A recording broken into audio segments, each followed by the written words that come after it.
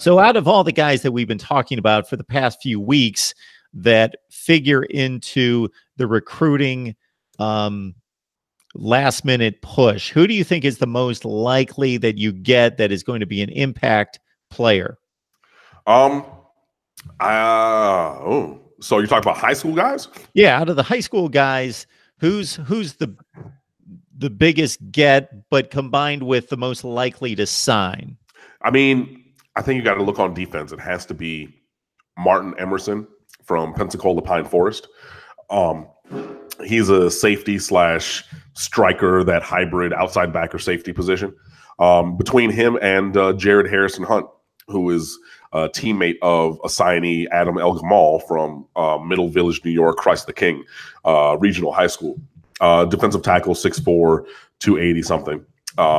And I mean, both of those guys are needed. Obviously, there's a need in the secondary, so getting Emerson Jr. will be a big thing. He's 6'2", 185, but could easily probably be 200 pounds and be that kind of in the box, or edge of the box kind of defender. And then Harrison Hunt, he's a big dude at the point of attack. And that's important because Jason Munoz, Miami let him out of his national letter of intent because he signed in December.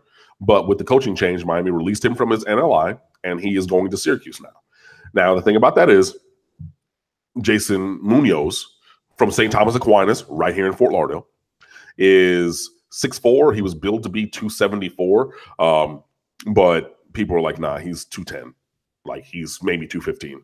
And Miami had recruited him as a strong side D end to move inside to defensive tackle. You're not playing anybody's defensive tackle at 215 pounds. Sorry, you're just not.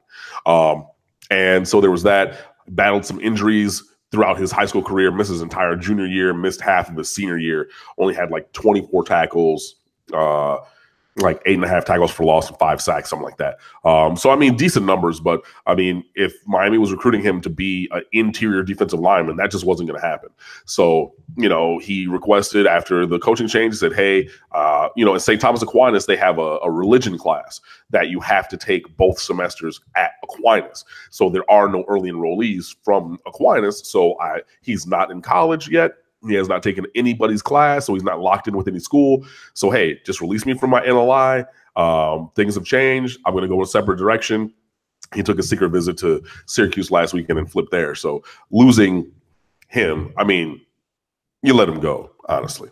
But removing a defensive tackle target or player from the class, which Munoz was previously, you're going to need to replace him. So you got Chigozie Naruka, who's transferring in from UCLA. You have Jalar Holly from Buford, Georgia. You have Jason Blissett from Brooklyn Poly Prep. You add Jared Harrison Hunt to that. That's a 4-man infusion of talent at defensive tackle. And then, like I said, Emerson Jr., he's, like I said, he's a safety. He's around the edge of the box, maybe a little bit of zone coverage, not really a strong man defender. I know I was going back and forth with somebody today who asked first, he said, okay, where's Emerson fit? I said, he's a safety slash striker. And the other guy was like, well, no, he should play cornerback and blah, blah, blah. And I'm like, in a perfect world, like, yeah, you want a 6'2" cornerback with long arms who's fast, but like, he's not that dude. So I would say those are the two guys that I'm looking at as like the most likely to sign, who could come in and then have an impact on the defense.